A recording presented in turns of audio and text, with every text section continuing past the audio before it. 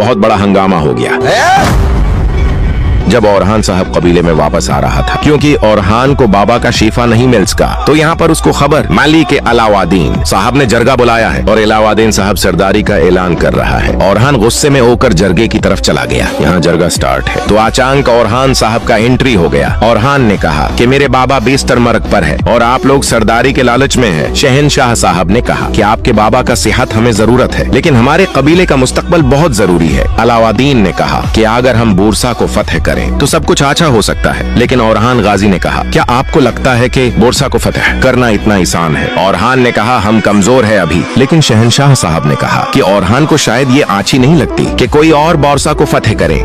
अलाउद्दीन साहब ने कहा कि शाहीन शाह साहब को मैं बोरसा का कमान सौंपता हूँ। औरहान साहब गुस्से में आकर कहा कि आप सब गलती का दिफा कर रहे हैं, लेकिन मैं इसका इजाजत कभी नहीं दूंगा। तो फिर औरहान साहब चला गया और अब औरहान का क्या मंसूबा है दूसरी वीडियो में मिलते हैं।